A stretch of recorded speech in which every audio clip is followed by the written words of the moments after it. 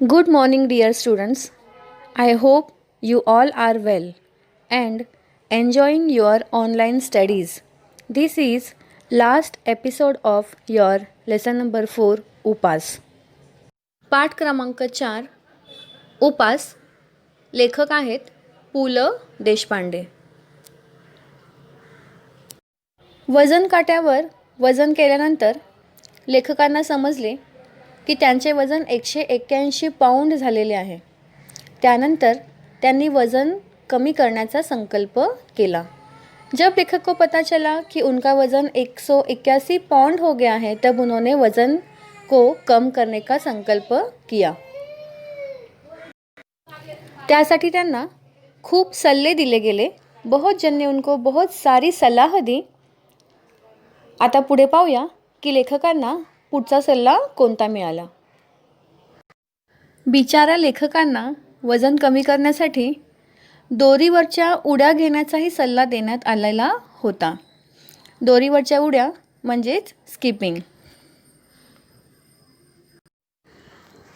आता लेखकांनी वजन कमी करण्यासाठी दोरीवरच्या उड्या घेण्याचा प्रयत्न केला. तर त्यातून त्यांना काय अनुभव आला पाहूया. मतलब लेखक ने वज़न कम करने के लिए जब स्किपिंग करने की कोशिश किया तो उनका अनुभव क्या था वो देखेंगे. दोरीवरच्या उड्यांचा फक्त एकदा प्रयत्न केला. सिर्फ उन्होंने एक बार कोशिश की स्किपिंग करने की, वो भी अपने कमरे के अंदर, स्वतःच्या घरामध्ये. आणि पहिली उडीच शेवटची ठरली. मतलब उन्होंने जो पहली उडी मारी वही उनकी आखरी हुई. असं का झालं बरं? तर पहा बरं. कारण 8 गुणिले 10च्या म्हणजेच 8/10च्या मतलब 8/10 के आमच्या दिवाणखान्यात, दिवाणखाना म्हणजेच हॉल, प्रथम दोरी संपूर्ण फिरवणे अवघड. मतलब छोटा सा उनका दिवाणखाना था, छोटा सा उनका कमरा था. खूप लहान त्यांचं घर होतं आणि त्या छोट्याशा दिवाणखान्यामध्ये ती दोरी संपूर्ण फिरत नव्हती. मतलब वो रस्सी जो थी स्किपिंग की वो पूरी तरीके से घूम नहीं रही थी. उतनी जगह नहीं थी उनके घर में. एकदा डोक्यावरून दोरी पलीकडे गेली. एक बार सर के ऊपर से रस्सी सामने गई. ती ड्रेसिंग टेबलवरच्या तेलांच्या व औषधाच्या बाटल्या खाली घेऊन आली. म्हणजेच त्यांनी दोरीवरची उडी घेण्याचा पहिला प्रयत्न केला आणि त्या प्रयत्नातच त्यांची दोरी जी आहे ड्रेसिंग टेबलपर्यंत पोचली. ड्रेसिंग टेबल तक उनकी रस्सी गई और ड्रेसिंग टेबल पे रखे हुए सारे तेल की और दवाई की सारी बॉटल्स लेके नीचे आ गई. म्हणजे तेलाच्या आणि औषधाच्या सगळ्या बाटल्या त्या दोरीमुळे खाली पडल्या. दुसऱ्यांदा अर्धवट गॅलरी आणि अर्धवट घरात राहून आता लेखकाने विचार केला की चला आपल्याला घरात जमत नाही आहे तर आपण दरवाजेच्या चौकटीमध्ये मतलब दरवाजे के चौखट में खड़ा रहूँगा और वहाँ पर मैं स्किपिंग करूँगा. म्हणजेच त्यांनी घराच्या चौकटीमध्ये उभं राहून दोरीवरच्या उड्या घेण्याचा प्रयत्न केला. अर्धवट घरात राहून दोरी फिरवली. ती आचार्य बर्वेंच्या गळ्यात. आचार्य बर्वे हे एका व्यक्तीचं नाव आहे. त्या व्यक्ती ज्या आहेत त्या लेखकांच्या सोबत त्यांच्या जाळीमध्ये राहत होत्या. तो जैसे ही लेखक ने चौखट में खड़े होकर स्किपिंग करने की कोशिश की, वैसे ही उनकी जो रस्सी है वो आचार्य बर्वे जी के गले में अटक गई. आचार्य बर्व्यांच्या गळ्यामध्ये ती रस्सी अडकली. त्यांचा माझ्यावर आधीच राग होता. पहले ही उनका गुस्सा था राइटर के ऊपर, लेखक के ऊपर. मी उपास करतो हे कळल्यावर चाळीतली सारी मंडळी समाचाराला येऊन गेली. जसं संपूर्ण चाळीमध्ये समजलं की लेखक उपास करता आहेत, तसं चाळीतले सर्व लोक त्यांना येऊन भेटून गेले. मतलब उनके चाली के अंदर जब सबको मालूम पड़ा कि लेखक उपवास करने वाले हैं, तब सब लोग आके लेखक से मिलकर गए. लेकिन एक आचार्य बर्वे जी थे वो उनसे मिलने बिल्कुल नहीं आए थे. परंतु आचार्य बाबा बर्वे आमच्या शेजारच्या खोलीत असूनही आले नाहीत. म्हणजेच लेखकांच्या अगदी बाजूच्या खोलीमध्ये ते राहायचे, एकदम पड़ोस वाले रूम में रहते थे, लेकिन फिर भी वो लेखक से मिलने के लिए नहीं आए थे, कारण उपास हे त्यांचे खास राखीव कुरण होते.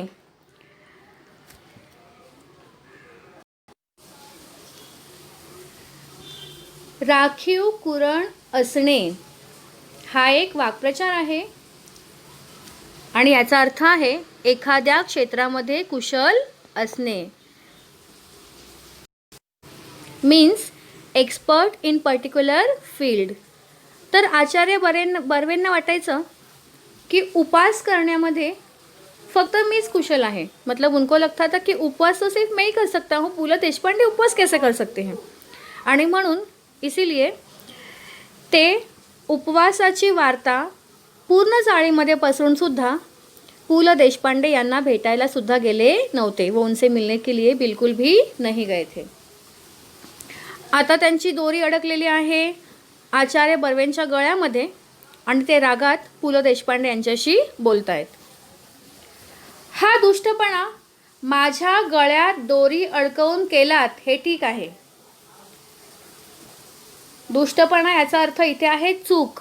मतलब तुमने मेरे गले में ये रस्सी अटका कर ये गलती की, ठीक है, पण तुमच्या वयाला न शोभणाऱ्या, वय मतलब एज उम्र, लेकिन तुम्हारे उम्र को ये न सूट करने वाले, न शोभणाऱ्या ह्या धिंगा मस्तीला दुसरा कोणी माझ्यासारखा बळी पडला असता तर तुमची धडगत नव्हती.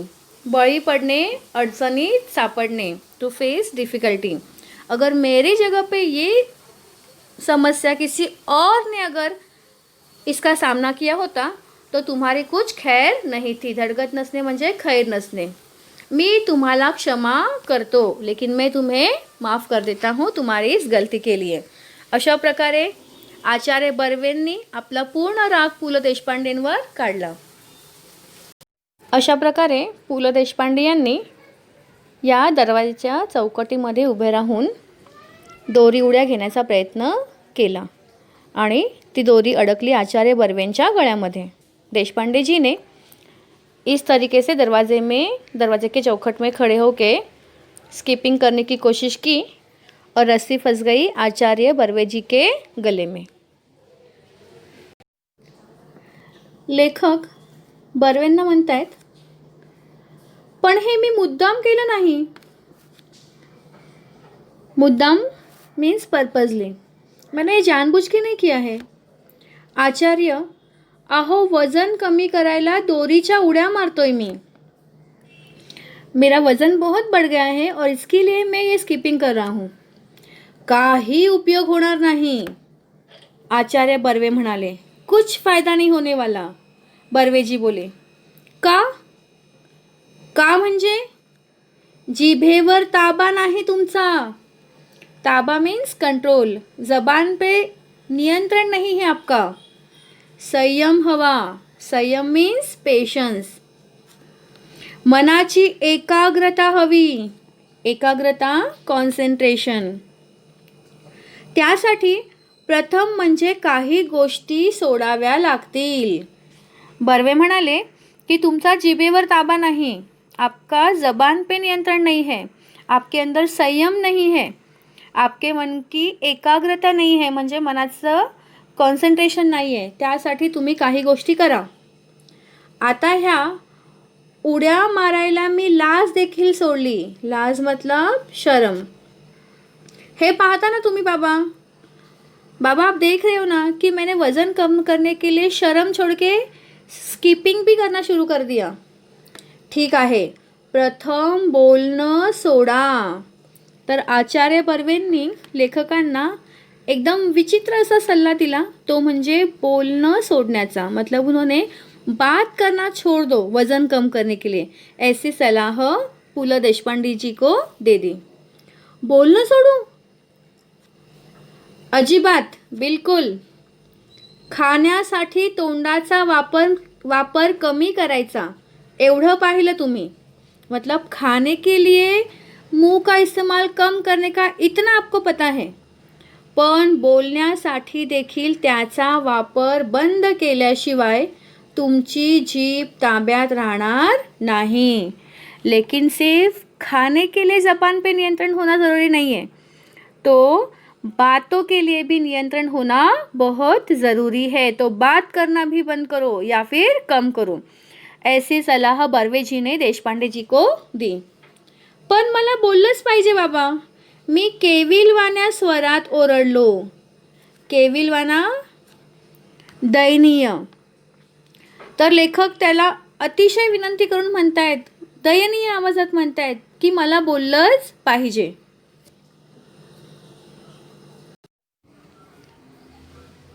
का पण एवढा संयम नाही तुमच्यात?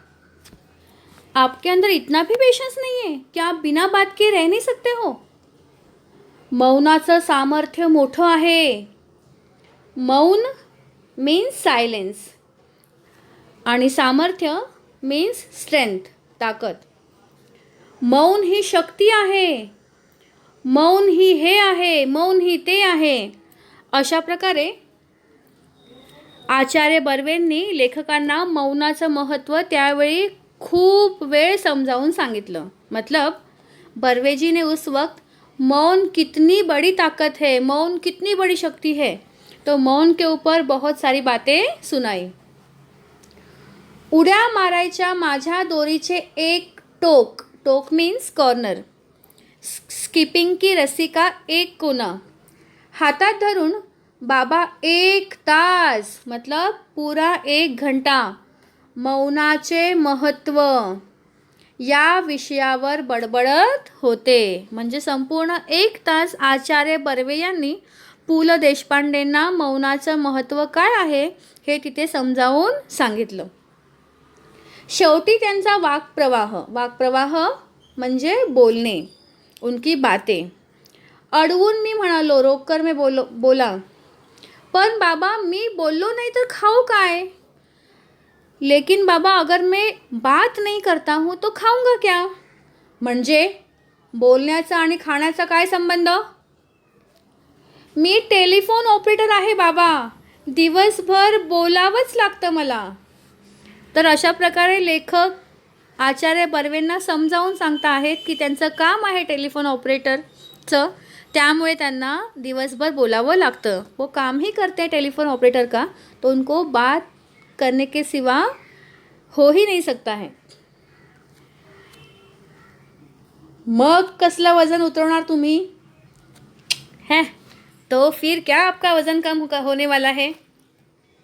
अत्यंत कारुण्यपूर्ण कटाक्ष, कारुण्यपूर्ण दयनीय, कटाक्ष नजर टाकून बाबा गेले। अतिशय दयनीय नजरेने लेखकांकडे पाहून तिथून बाबा निघून गेले। मतलब दया भरी नज़र से देखते हुए वहाँ से बाबा चले गए और उन्होंने ये बताया कि फिर तो तुम्हारा वज़न कम होने से रहा। आणि त्यांच्या गळ्यात पडलेली दोरी मघाशी मी गच्च का आवळली नाही, या विचाराने मला पश्चाताप झाला। जैसे ही वहाँ से वो चले गए, लेखक ने सोचा कि उनके गले में फंसी हुई रस्सी को मैंने क्यों नहीं ज़ोर से जकड़ा और उनका गला दबा दिया, ये सोचकर उनको पछतावा हुआ। मग मात्र मी चिडलो आणि निश्चय केला की बस, यापुढे उपास, वजन उतरेपर्यंत उपास। इसके बाद लेखक ने निश्चय किया कि जब तक उनका वजन नहीं उतरता तब तक वो उपवास करेंगे। मला मी काटकुळा झाल्याची स्वप्ने पडू लागली। काटकुळा म्हणजे बारीक, स्लिम। लेखकांना ते स्वतः बारीक होत आहेत अशी स्वप्न पडू लागली। लेखक को वो पतले हो रहे ऐसे सपने भी आने शुरू हो गए। भरल्या ताटावरून मी उठू लागलो। भरल्या ताटावरून उठणे म्हणजे कडकडीत उपवास करणे, टू कीप फास्ट। मीन्स मैं उपवास करने लगा। बिन साखरेचा आणि बिन दुधाचाच काय, मतलब बिना शक्कर का और बिन दूध का क्या, बिना चहाचा देखील चहा में पिऊ लागलो, बिना चाय पत्ती की भी चाय में पीने लगा. साखर पाहिली की माझ्या अंगाचा तिळपापड होऊ लागला. अंगाचा तिळपापड होणे म्हणजे खूप राग येणे, बहुत गुस्सा आना. शक्कर देखने के बाद तो लेखक को बहुत गुस्सा आने लगा क्योंकि उसमें सबसे ज़्यादा कैलोरीज होते हैं. केवळ फळांवर मी जगू लागलो. फळ मीन्स फ्रूट्स, सिर्फ फ्रूट खाके वो जीने लगे. लिंबाचा रस मीन्स लेमन ज्यूस मला अमृतासारखा वाटू लागला, मुझे अमृत की तरह लगने लगा. धारोष्ण दुधासाठी, धारोष्ण म्हणजे ताजे, फ्रेश मिल्क. मी अधूनमधून अंधेरीच्या गोठ्यात जाऊ लागलो. म्हणजेच ताजे ताजे दूध पिण्यासाठी ते अंधेरीला गोठ्यामध्ये जाऊ लागले, मतलब तबेले में जाने लगे. दोरीवरच्या उड्या केवळ खालच्या मजल्यावरील, खालचा मजला मतलब नीचे का माला, मंडळींच्या दुष्टपणाने, दुष्टपणाने म्हणजे रागाने, आणि आकसाने, आकस म्हणजे असूया या जेलसी, केलेल्या तक्रारींमुळे थांबवाव्या लागल्या. तो उनको नीचे के माले पे जो परिवार रहता था उस परिवार की शिकायतों की वजह से और उनके जेलसी की वजह से स्किपिंग बंद करनी पड़ी. 10 उड्या पाय न अडकता मारण्यापर्यंत मी पोचलो होतो. मतलब 10 उड़ी बिना अटके वो कर पा रहे थे, यहाँ तक वो स्किपिंग में पहुँचे थे, लेकिन उनको अनलकीली वो सब बंद करना पड़ा. कचेरी सुटली, कचेरी म्हणजे कार्यालय किंवा ऑफिस, की मी गिरगाव रस्त्याने धावत येऊ लागलो. अब उन्होंने रनिंग शुरू कर दी ऑफिस से छूटने के बाद. गिरगाव के रास्ते से वो दौड़ने लगे. केवळ पौष्टिक आणि सात्विक आहार सुरू केला. सिर्फ उन्होंने न्यूट्रिशियस फूड लेना शुरू कर दिया और सात्विक आहार मतलब बैलेंस फूड लेना शुरू कर दिया. जवळजवळ 10-12 दिवस हा क्रम चालू होता. लगभग 10-12 दिन तक ये सिलसिला शुरू था. माझ्यातला फरक मलाच कळत होता. लेखकांना जाणवत होतं की त्यांचं वजन आता कमी होत चाललेलं आहे. उनको फरक मालूम पड रहा था. लहान मुले बी पेरले की, बी मीन्स बीज, सीड्स. पेरने मतलब बोना, सोइंग करना. तो जैसे छोटे बच्चे देखिए बीज बोने के बाद उसको बार बार देखते हैं कि पौधा कितना बड़ा है, वैसे ही लेखक का मन भी कर रहा था कि वो बार बार या रोज़ देखे कि उनका वज़न कितना कम हुआ, लेकिन उन्होंने अपने आप को नियंत्रित करके रखा. लहान मुले बी पेरले की रोप किती वाढले हे रोप उपटून पाहतात, त्याप्रमाणे रोज संध्याकाळी काट्यावर वजन करावे असे वाटत होते मला. उनको लग रहा था कि रोज़ शाम को मैं जाऊं और वज़न काटे पे वज़न करके देखूं कि मेरा वज़न कितना कम हुआ है. पण मी ती इच्छा दाबून धरली, लेकिन उन्होंने उस इच्छा को दबा के रखा. बरोबर 1 महीन्याने मी वज़न करणार होतो. उन्होंने निश्चय किया था कि 1 महीने के बाद ही मैं वज़न करके देखूंगा. 1 महीनाभर तुपाचा थेंब, तुपाचा थेंब मतलब घी का 1 बूंद, तुपाचा थेंब माझ्या पोटात जाणार नव्हता. मतलब 1 महीने तक घी का 1 बूंद तक मेरे पेट में जाने वाला नहीं था. केवळ दूध. दुर्दैवाने, बदकिस्मत से, रोज़ गायीचे धारोष्ण दूध मतलब गाय का रोज़ ताज़ा दूध मिलण्याची सोय नव्हती. मतलब मिलने की कोई फैसिलिटी नहीं थी. मतलब रोज़ गाय का ताज़ा दूध मिलने की कोई सुविधा वहाँ पर नहीं थी. पण एकूण आहार व्रत चालू ठेवले, लेकिन उन्होंने बैलेंस फूड लेना शुरू ही रखा. तर अशा प्रकारे लेखकांनी पौष्टिक आहारच घेणं सुरू केलं, मतलब लेखक ने पौष्टिक आहार लेना ही शुरू रखा. पंधरवडाभरात फक्त 2च वेळा साखर भात झाला, मतलब 15 दिन में सिर्फ 2 ही बार उन्होंने मीठा राइस खाया. साखर भात मीन्स स्वीट राइस. एकदा सोकाजीने चोरून कोळंबी भात चारला. कोळंबी भात मीन्स प्रॉन्स बिरयानी. सोकाजी, तुम्हारा लक्षात असतील ते व्यक्ति, आपको याद होगा वो पर्सन सोकाजी त्रिलोकेकर. इसके पहले हमने उनके बारे में पढ़ा है. तर त्यांनी लेखकांना चोरून मतलब चुपके से प्रॉन्स बिर्याणी खिलाई थी.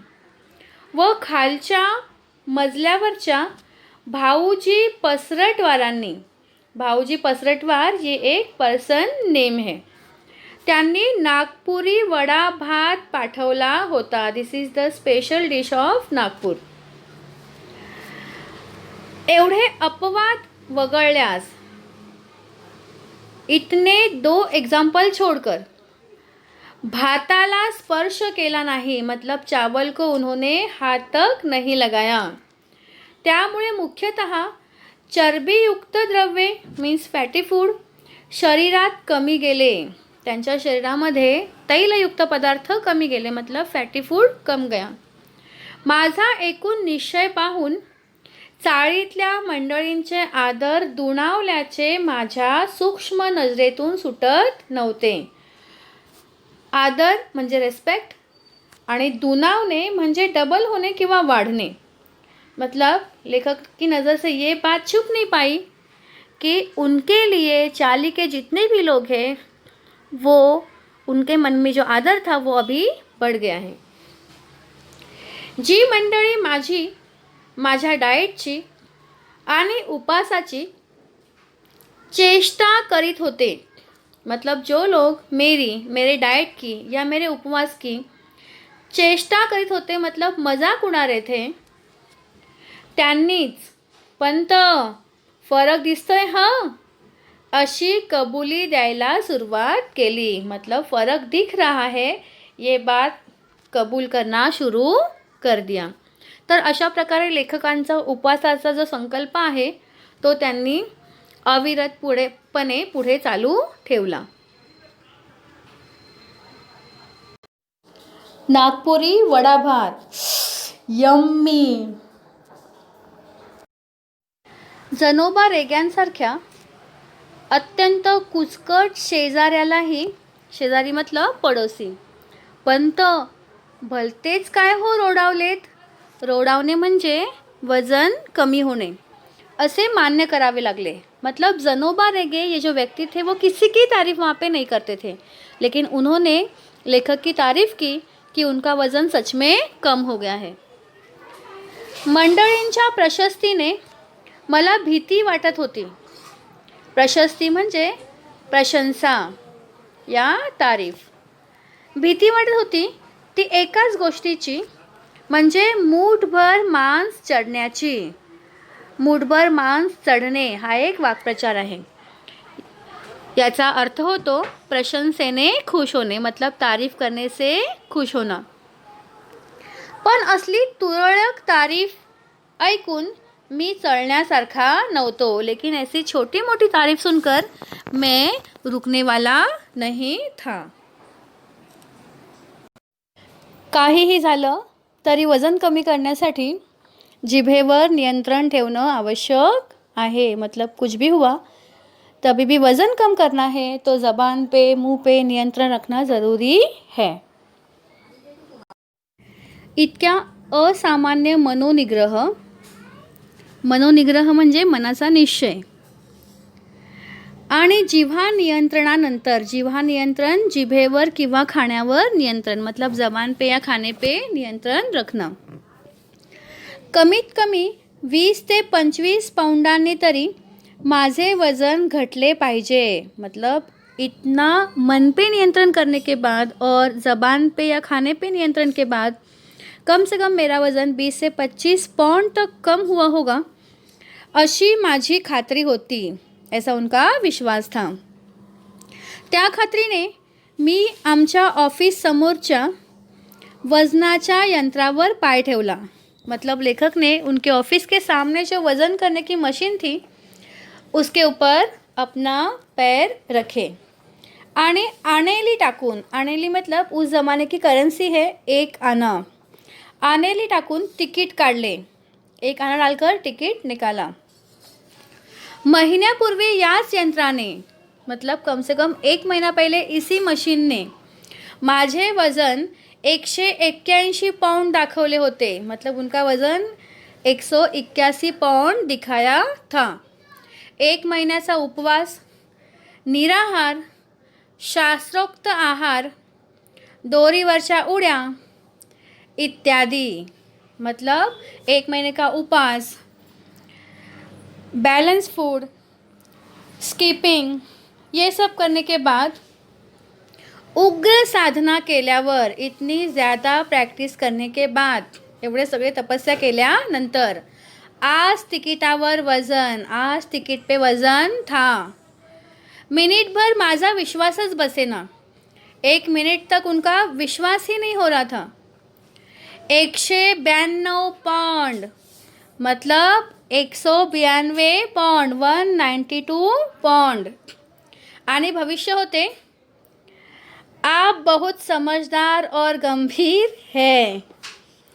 हल्ली मी वज़न आणि भविष्य मतलब लेखक वज़न और भविष्य या दोन्ही गोष्टींची चिंता करायचे सोडून दिले आहे। इन दोनों बातों की चिंता करना उन्होंने छोड़ दिया है। आणि विशेषतः डाएटच्या आहारी या जन्मात जाणार नाही। मतलब डाएट तो मैं इस जन्म में नहीं करूँगा। छे वजनाचा मार्ग भलत्याच काट्यातून जातो। वज़न करने का रास्ता किसी अलग ही मार्ग से जाता है। मतलब पहले का वज़न उनका था 182 पाउंड और अब इतना सारा उपवास और ये सब करने के बाद उनका वज़न हुआ है 192 पाउंड मतलब 192 पाउंड। म्हणजेच त्यांचं वजन कमी होण्याच्या ऐवजी वाढलेले होते। तर अशा प्रकारे आपण हा आपला पाठ क्रमांक 4 उपवास येथे पूर्ण केलेला आहे। अशा प्रकारे लेखकांनी वजन आणि डाइट यांचा विचार डोक्यातून काढून टाकला। मतलब लेखक ने वज़न और डाइट के बारे में सोचना ही बंद कर दिया। Goodbye students, stay home, stay safe, take care.